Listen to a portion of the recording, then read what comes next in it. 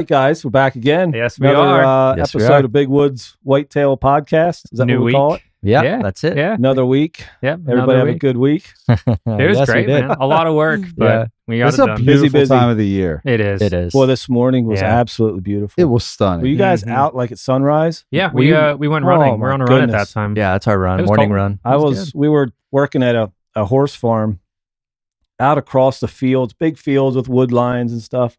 And the sun, it the was fall just, foliage is just gorgeous. crisp, Yeah. cool morning. Yeah. It was absolutely All the beautiful. leaves That's are changing colors. Pennsylvania, Yeah. I mean, a lot of states, beautiful fall foliage. Yeah. The mornings and evenings right now are just, oh man, Mhm. Yeah, they're it's stunning. great.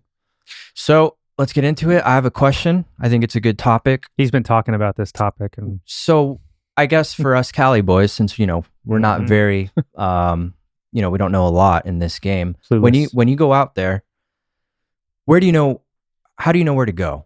Where to Mhm. start? What's some things you look at? What are some advantages of certain places, some disadvantages, pros and cons, anything like that, where if I'm with Eric and I are just getting in a truck ready to go, Mhm. find a spot, like where are we looking?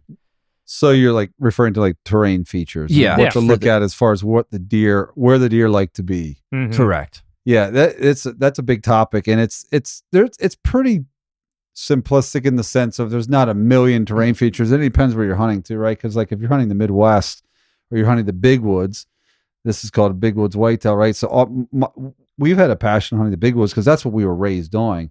Getting up into the mountains, it's very challenging, and it's completely different than hunting like a farm. Mhm. So a lot of guys in the Midwest or even Ohio, Pennsylvania, there's farms that you can buy or you can lease or you can hunt where you're hunting the edges. And that is that's sort of a terrain feature, Yeah. right? An edge, right? Where you have a massive field and then you have like a tree line or it comes up against a wooded lot. Mhm. That's kind of a terrain feature. But a lot of guys will hunt these farms and it's very different than hunting the big woods. Mhm. Yeah. And that has its challenges as well. And I don't really have a massive preference. It's not saying one's greater than the other. I personally have a preference towards the big woods. It's so challenging. Yeah. And so many guys talk about it. They'll hunt these box stands along the edges of fields on these Midwestern farms or wherever, and they'll Yeah. come and hunt the big woods and they just get ate alive. Yeah. Mhm. And that's what we have as well. If we'd have a lot of ag and field edges and big box blinds, we'd probably They hunt 'em probably have it too. We do have one box blind, full disclosure. But Oh, there's yeah. nothing But like it's out in the middle of the woods on top of the mountain. Yeah. It's not like along the edge of an ag field, or it's just so different. and we have So some different. food plots on our private property, but not a Yeah. lot. And it doesn't hold a lot of deer because they're small. We're And- talking acidic soil. This year they did not Mountaintop. do well. Mhm. They had a No. little bit of a drought, and it just was So- not a good year for food plots. And it's not As a well. matter like with public land in the big woods. It's not a matter of just walking out there, kind of seeing if you see anything. Like you've scouted Yeah. for like months before, I mean, right? there's a lot of the population still hunts that way. They'll go out and they'll Yeah. sit down somewhere and they'll just hope for Hope the for best. something, Especially yeah. in rifle where you can shoot longer distances. In Mhm. archery, you got to be strategic. Right. So I would say your main key terrain features would be benches, like saddles, thermal hubs, right? And I'll describe each one. Mhm. And then also you have like a point on the mountain, right? At the very point, and then like a bench. Mhm. Those are kind of the main 5 terrain features. And then, like I said, edges are huge too, where you have like hardwoods, A change in habitat. change of habitat where Okay. someone did a timber cutting and now it's really thick. Yeah. And then I all of see. a sudden it's kind of more open. They like to work that edge. Mhm. It's almost what I consider a terrain feature. More, it's just habitat. But your terrain features with your benches are probably in our area my number 1 pick. Mhm. So a bench is basically where the mountain comes down and then it flattens out and then it goes down and it flattens out. Mhm. Yeah. Those are like benches, right? Okay. The deer really like to work those benches. Instead of walking along the steep terrain on the side of a hill, they'll drop to a flat spot right on I the see. comes down. It could be like a lot around our area with a lot of old logging trails. Mhm. Old logging trails that they use a lot because they're overgrown, it's thick around Yeah. it, but they're a little bit of a flat spot on the side of that ridge. Because that's Yeah. where the logging trails are cut in to drag logs Yeah. out of the mountain or on Mhm. more of the flat areas, or they'll cut those in. I see. So those get used. And also drainages are a big one, right? So Yep. where, a mountain comes down like this and water can drain down the Yeah. mountain. The top of those drainages I've found to be really good Mhm. because as it goes down into the drainage, it goes down to the bottom, and at the bottom you can't really control your scent, and they often tend to open up. Okay. So let's first talk about we started with benches. Let's talk about benches. So again, it seems like the cruising buck as the season heats on, or even earlier in the season too, these buck like to cruise these benches, especially down off like a top, and the wind's coming across this top, blowing down over there, and they can cruise this bench and they can wind check the top, or they can wind check a habitat edge or where it's from open hardwoods to like a part that was timbered. So anyway, those benches are really popular, right? And then the other, And we should maybe even say first too that these if a lot of these features are picked out on a map before we go out. The Okay. contour lines on a topo map will show these terrain features. So, for so the if you're most on part. OnX, you can go ahead. You can Yep. see You go on OnX, you can exactly pull up how it is. An old topo map or whatever they're called, and it'll show, you'll have those lines that show all the Yeah, contours that's cool. of the terrain. So that's where you start. And like you said, you put boots on the ground. Yep, Yeah. You go study find it. those features after you go out Yeah. or after you check them on a map. That's So that's where you start. That's really good to know because that's something that goes with as you continue to explain. Is that's a way that for us or anyone who's starting to learn or wants to go out on their own, they can pull up OnX or some other Yep. app Yep. with showing the terrain features. So that it's like, okay, here's our game plan, our Yep. starting point.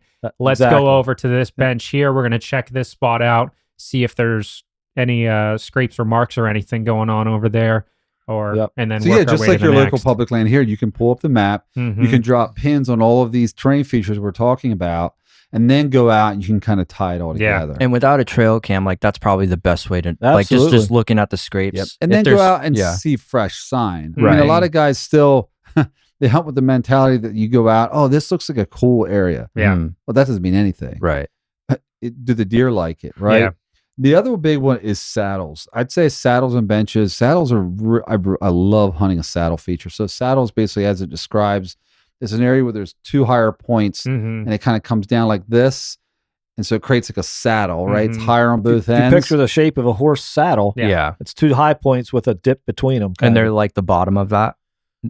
At the bottom of the so, saddle. So a lot of times in those saddles, they'll cruise from one side of the mountain through that saddle down the other side, or this way through the saddle down Yeah. the other right. side. Yeah. From valley to valley or Right. from peak to peak. Yeah. Where they can kind of Especially if they have like food on one side and Yeah. bedding on the other 100%. side. So then you know they're going to be transferring underneath in Yep, between and that's there. just a natural feature to go through and scent check for doe, or just to cruise from bedding to food. Does the Go ahead. wind get picked up in the middle of the saddle of where it is? So 'Cause that's- you're expecting that's the wind the to challenge. Go. That's the other thing. That's so important. It's almost its own terrain feature. I mean, wind is and Yeah. it's so difficult in the mountains. Mhm. Yeah. Because just picture, you have a mountain running this way. Yeah. And let's say you have a wind blowing across that mountain, and now the wind every now and then it shifts. Now it's hitting the mountain like this, Yeah. and then it shifts. Now it's hitting the mountain like this, and it'll blow both sides. So sometimes you'll think, I'm going to go up top here. I'm going to set up on this side. They're traveling through here, Mhm. like that. I think last week that podcast I was showing you that top I was hunting. Yeah. Mhm. Well, depending on the wind, you go up there and your scent's blowing all over. Yeah. plus you throw thermals in there yet. yeah. Then So it's and that's really a whole tricky. another ball game. Yeah. Uh-huh. But I think a lot of guys would set up more on the leeward side of that saddle, so they're downwind. Yeah. Leeward side being the side the wind is blowing to, basically. Mhm. Is there another term for the opposite? It So would- so leeward is where the wind's blowing to. yeah. What's the name for the other side? It slipped The my other mind. side Someone will of the tell wind. us in the comments. But Yeah, yeah, yeah. but the key being, we just brought up wind. We're kind of changing gears here, but wind is like huge, and you Yeah. can actually find some of these tops or some of these terrain features where you have very consistent wind. Mhm. Then other ones where it's just like, oh, they're saying a south wind today, and you go up and it's blowing from the west. And Okay. you're Yeah. like, oh, Oh, great. for So- sure. When I was hunting on Saturday, the wind was exactly opposite of what the weather Really? map said. Yeah, that's what exactly happened to opposite. us. Picked up some grass through And it. because of you're the like, Yeah. well, I carry this little milkweed. I don't know Mhm. what you call it, but it's milkweed. You can pull out a little. It's so light that it actually floats in the thermal, so you can just let it go and it'll float Huh. wherever the thermal goes. It'll just. Oh, you yeah. can tell That's where the cool. thermal is. If that buck comes in downwindy, you are toast. Yeah. It matters. So, Yeah. so just I'm just trying to understand. So every single one of this, or every single thing that we describe of in terms of the terrain, so whether it's saddle or if we're going with the bench, I believe you said it was called, So the wind's always different no matter what. It's not like each one has a specific wind off of each thing. So it's always going to change. Every day the forecast, you pull up your weather app, Okay. it'll give you a predominant wind. It'll be south, southwest, to northwest. You just whatever. have But to. the way the wind blows up there where we hunt through those ridges and Canyons. saddles and ravines, it's so hard to predict. And then, like we said, throw thermals in there. And the thermal hub is another thing you can talk about too, is another feature kind of. Yep. It's so many variables to it. But I mean, you can knock yourself or just drive yourself crazy trying to figure out all those details. Yeah. But you got to just take it. But if you don't bit at a figure them time out, and- your success will drop. And Yeah, the thermal hubs are a really interesting one because I'd say that's like the hardest one to hunt. It is, but What's it can a- also what be is some of that? the So better What's a ones. thermal a thermal hub is basically where you have multiple ravines coming down to the bottom. Ravines somewhere. or It's like a bowl. drainages. Is that not like a saddle? No, so just picture mountains coming up all around, right? And then you have Oh. a bowl in the middle where it comes down into the bottom. Oh, I see. So multiple mountains, they all have a ravine at some point where they come together like this, right? So Right. it's multiple of those coming down to a bottom, and the wind often blows in there from multiple directions. Oh. And it's like a thermal hub, so the wind just swirls around. Got Oh, it. wow. So you often find like a hub scrape. We in another podcast we talked about the scrapes the deer make. Yeah. So there'll often be some really big thermal scrapes or hub scrapes. A lot of people reference them as hub scrapes because of it being an area where everyone comes together. Yeah. And it's just a deer can come into this movement. They are safe and secure. They can wind check for all the other deer. They can leave their scent for all the other deer. Really tough spot to get into. But if you can get in on a good wind in a hub spot where you see sign, that can be dynamite. But it seems like a lot of other hunters tend to hit up those areas, Right. because there are often areas you can kind of sneak in without climbing the mountain. Yeah. You can kind of sneak into the bottom and get in on it. The bucks love those swirling winds caused by the thermals and those terrain features because they can sit in a spot and have the wind blowing or swirling from multiple directions. Yeah. They feel so much safer. Right. So It's not just one direction. Yep, there you go. So that's a definition of a hub scrape. It's at the bottom of these. Thermal All these hub. mountains are coming down to the bottom here. You see, this is kind of a bottom. Yeah. Right. Right. All the winds are coming in from different directions, so a buck can go in there and feel safe. And a lot of deer will cruise through there to check for other deer. I see. That's sweet. But it's tough to get in on that. So that's the other terrain feature is your thermal Probably hubs. One of the better times to hunt a thermal hub, they would say, is on a cold, wind still morning where the thermals are dropping in one steady Yeah. direction. Down. Uh-huh. I mean, obviously, when it's cold, hot air rises. So when it's warm, thermals are going up. When it's cold, thermals are dropping. So if you have a wind still, cold morning, the thermals are dropping down. Then you have one direction you can hunt again on I the see. upwind Yeah. side. That makes sense. So yeah. But if it's swirling, it's so hard to hunt. It's- It could be almost unhuntable sometimes. So it could be coming down this direction, moving down here. So if we're looking at OnX or something where it's showing these, you could see that, hey, this is a location, wind's coming down that way, just like how he has the arrows out here. Yep. Thank you, Greg, Next Level Whitetail, by the way, for this beautiful diagram. Yeah. And again, as the sun comes up and hits over the ridges and it hits the ground on certain sides of the mountain and starts warming it up, that's gonna change completely. Yeah. It'll start swirling and then it'll just slowly go the opposite Can direction. you put that picture back up, actually? Yeah. So there's so many variables of how to hunt them. Is the temperature, the wind direction. It's just so many different things. lot, You gotta- The hub, the thermal hubs are tough. So That's let me something show I'm you. learning yet for sure. Yeah. We were talking about the different areas. So now that you have this up, the other terrain feature is your drainages. So let me just point out the drainages on here. Yeah, those lines would be a good example. They could be a creek or just where water drains down into through a gully or a Anywhere where over Yeah. time water is drained, and the top of these. So last year, that's where Ava shot her buck. I slipped out with Yeah, her at the exactly. peak of the rut, and in a bedding area where it's hard to access. The wind is often bad, Yeah. but it was the top of a drainage. So they'll come into the tops of these drainages, and they'll cruise down through these drainages, scent checking, and just traveling from one feature to the other. And sometimes you can get all this stuff together. Sometimes you can have a saddle that has a bench below. They almost always has benches below. That's actually something I really like to hunt as well, because the buck feel more safe. You have this low spot in the mountain they like to cruise through, and right below that is a bench. Yeah. They'll also often cruise that lower spot for safety. Yeah. Right, they're more hidden, they're more tucked away. They're not up there at the very top. But the tops of those drainages, you can see here, where they can work around these points. Uh-huh. they'll work around that point. It's easy walking. Yeah. They can look down through the drainage. They can get the thermals or the winds coming up the drainage. Right. And sometimes those drainages are kind of deep, and they don't like to cross them. So when it flattens out above it, it's almost a pinch point. Yeah, they'll cruise around the top.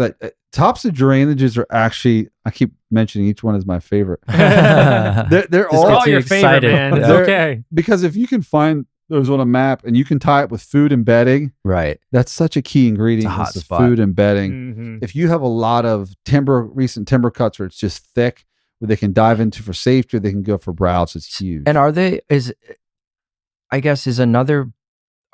very big water drinkers? It's not like you're going to the drainages or like if a stream of water, you'd often see them there like just drinking water and you're like, oh, this is a good spot. That's is a great that a question. Thing? Yes. So they actually don't drink a lot out of creeks and streams. Okay. I don't know if it's because the water is too cold. Something about they like stagnant water. And there's a science behind it. I forget what it is, but cold moving water is not their pick. They'll drink it if they need to. Okay. But they'll pick it if you give them a cool, clear mountain stream and a mud puddle. Muddled up, warm, they'd rather go for that puddle. They'll drink out of that.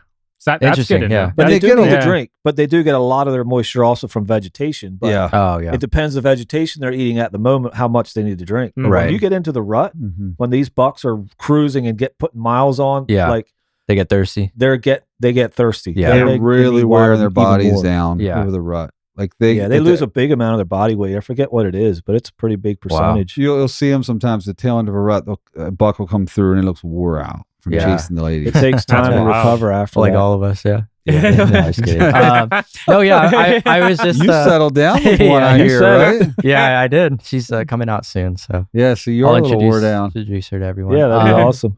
But that was just my question. I was just they're water drinkers, and if that's a specific like location you tend to go to, but it seems like these. No, it's a great question. Another good strategy on private land is if you put some water holes near some of your key stand locations. Something we need to do on our property. We haven't done, because again, we're here now going on 6 years at the farm we're on now, and we haven't established them yet, but we should have. It's something we want to do every year. Things to do. Yeah. I mean, the first couple of years we were just building, right? And then it was establishing the property and the habitat. So we have a lot to do yet. Yeah. Then the other thing would be like the other terrain feature that I can think would be like a point.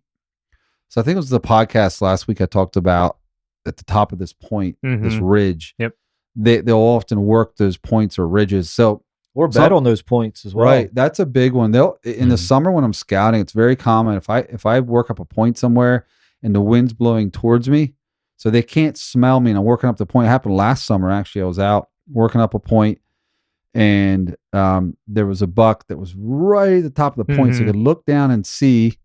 Right, he could look down, but his wind was to his back, so he could smell anything coming from behind him. Right, and he could see anything coming up. So they go out to these points, and all of a sudden, right off the point to the right or the left, there's some pine trees or something. They'll bed down under those pine trees where they can wind again in the back, look down the bottom. So those points are another great spot, and they're really tough to hunt because those points are so narrow. They can just sit up there at the very, because like in northern Pennsylvania, it's a very mountainous area. Yeah. So there's some areas where the points can be 10 feet across, 20, 30, 50 feet across. They sit up right at the top like a king. And I mean, they're safe. Yeah, they can almost be unhuntable in the right situation. Yeah. But they're not going to stay there forever. So they got to move. Yep. And do you guys have a lot of these terrain features up in your private land where the cabin is? Decent amount of them. What's cool about private property is that you can create it. Okay. So that ties into like pinch points. You can create pinch points where you fell trees in certain patterns where they'll work through. So you can push them and move them along your path. I have a camera at a spot that I could where buck cruise through, and the point it's back to the terrain features. It's a point already. This top goes from very narrow to pretty wide, a couple 100 feet wide, but out towards a point where they're working through a saddle. It's multiple things. It's a point. There's a saddle up front, and there's gentle bedding area down below there, so it's perfect. Yeah. But right up at the point, there's a tree that fell over. It's perfect, and it's public land, so they have to work right through that pinch point. I see. So if you can either create pinch points or find them, it's a great spot. And on our property, I mean, to really bring it down to basics is creating food plots, which are food source, and pockets of bedding areas. and then travel corridors between the two. Yeah. You get And a that's water where you source set- in there too. Exactly. Yeah. So Right, that's they're what we having need. their food, their water. They have the path that they need to walk So along. you can create a little bit where you want them to bed and travel Mhm. Yeah. if you have your own land. Yeah. And then you set up your stands where you have good access Yeah. and basically those pinch points or whatever. And then once you define Yeah. those areas, then it's down to, Yeah. okay, now access. Yeah. But How public can- land's totally different. You just go Yep. find what's there. You Yeah, can't what's there. change Yeah. Mhm. obviously what's there. Well, How can I find a spot to get in? How do I get in undetected? That is like dynamite. What other terrain features are there? Is there like a certain amount, or is it like an endless? Oh. There's probably a dozen plus. I mean, there's a lot of different terrain features. Like I said, it These just would be the depends on 5 main habitat. ones for Mhm. sure. I mean, there's Yeah. creek bottoms and there's other, kind of variations of these. Yeah. So, Funnels are a big one where they're kind of forced to go through a certain spot. A Mhm. funnel is a terrain feature. It can be anything. Like I said, it can be a house, yeah. It could be a little a knob cabin. or, So now Yeah. people, the deer They're going forced around to it, move right? up. There Path could of be like travel. a really steep embankment where they're going to travel either above that or right below Yep. it. Right. it So could be a you little can- cliff face that they can't traverse. And, Yeah. they have to go around here So to it's get like to there. Path So of travel. pretty- Path of yeah, a travel, lot. yeah. Path of travel. So with us going out the first time, if we were to go out, say just us, we want to go out, do our thing. I pull up the OnX. I'm going ahead. I'm going to check out the terrain to see what it is. I'm going to look for these features to try to figure out what the best mapping point is. And then I would essentially do my hike up there, try to be quiet, go on up there, check out, see where the wind is. Mhm. And then if I see any hot scrapes, anything like that, make some notes in my OnX, Yep, check yep. it out, go ahead, work to the next terrain feature, try to find Yep. a path or something. Exactly. Drop pins. You can Mhm. drop pins on those terrain features, and Yeah. now like do all that from your desk, and then go investigate those terrain Yeah. features. And then Yeah. even when you're scouting, it's like some guys don't worry about the wind when they're scouting. I do. I try to only scout and access that area with the wind in my favor, so I can see deer or yeah. whatever. So always go in with the wind. Oftentimes where you go in, you kind of want the wind blowing as you're coming in there, right? Because you're laying your scent and the wind's coming that Yeah. direction. But it all depends. You can do big loop arounds. There's a spot up there where you can get in there in a half a mile, but depending on the wind, you got to walk 3 miles. Yeah. Mhm. And you're So just it's gonna be a looking for, lot. like you said, any fresh sign. You're looking for scrapes, rubs, where they rub the trees with their Yeah. antlers. Mhm. Looking for food sources. That could be different things. Acorn trees. Oh, really? So there's just a lot of trails That's great. where they're running. You can see Yeah. on the ground the leaves are, you can just tell where they're running. Yeah. So if there's Just no simple things like that. and if there's like no food plots or intended, feeding areas, They're public land. public land, so Yeah. they do feed on so they're feeding on acorns and Yeah, stuff certain like times that. of the year they hit acorns hard. That's I mean, a they'll small percentage of their diet, but they love acorns. Yeah, Do they like oftentimes berries and stuff too? they'll go. There's more your berries? bear. Good question. and That'd some be of great to birds talk and about. stuff like that will It's- hit your berries. But there is ag around there, especially earlier in the season, very beginning of the season, that Yeah. they shift more towards the acorns, and it's just What else there's is out there different that they shifts. can eat?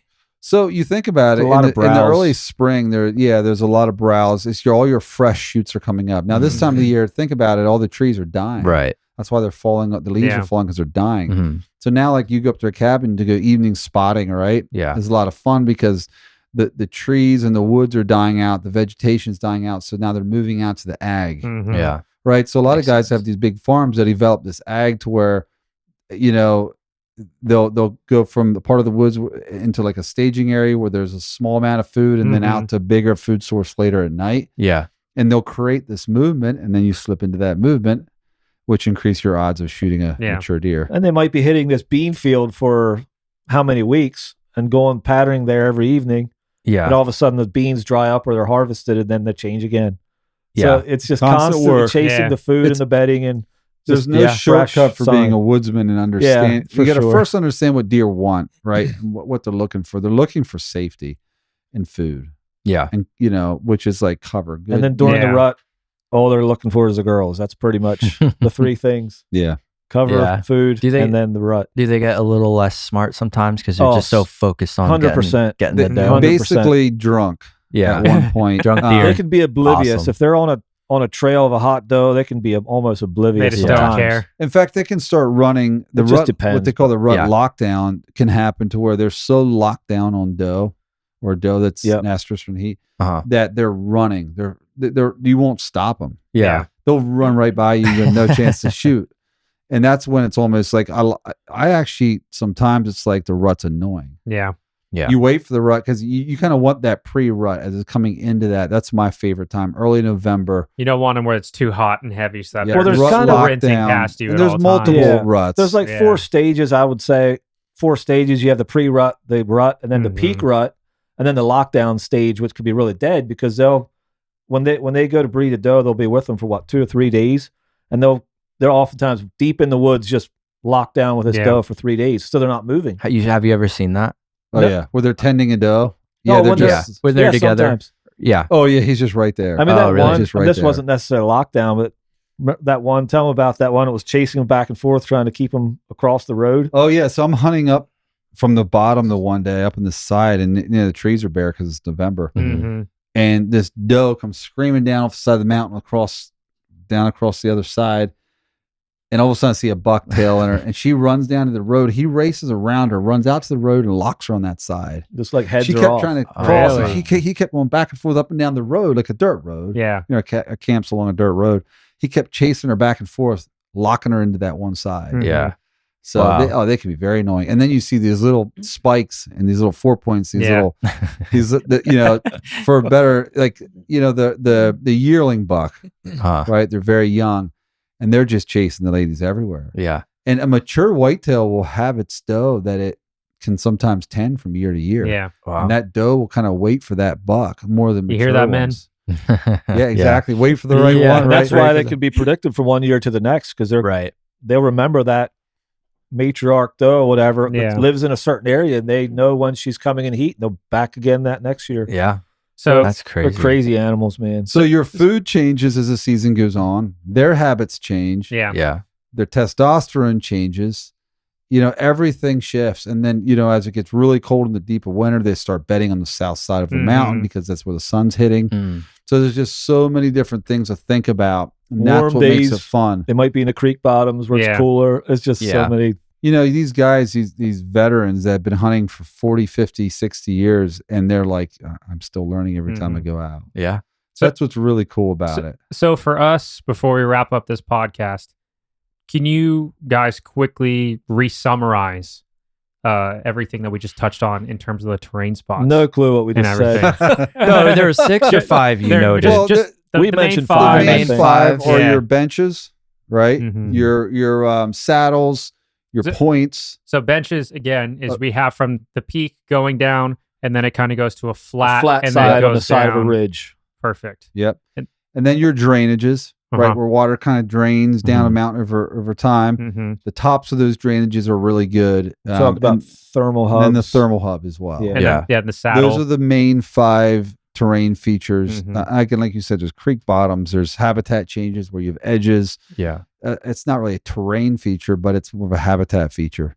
Honestly, starting point. Like at least we know where to go start. Well, and that's I was about to say, like, this legitimately, like, this episode has been really awesome for me because that's been one thing we've been interested in, is where do we start if we're going out on our own? Yeah. And that really helps out being kind of able to understand the terrain, what we're looking for, as well as identifying paths and understanding food sources, water sources. By the way, if trees are down, this is the way, and kind of looking at it like a sniper and trying to identify where your target's going to be. Terrain features, and then the wind, and then sign. And again, those 3 things. Deer are prey animals. So if you can get in the head of being hunted and act like prey, you can kind of get in their heads a little bit. Right. What would I do if I'm trying to? Yeah. Exactly. So it's not the beautiful spot in the woods. Yeah. It's where am I going to stay alive by eating, not getting killed, and finding some girls. Exactly. I guess that's the mottos we all should live by. Yep. Thank you guys again for another one, man. This good time. This one's been great. It's been fun. Cheers, boys. See you guys next week. later.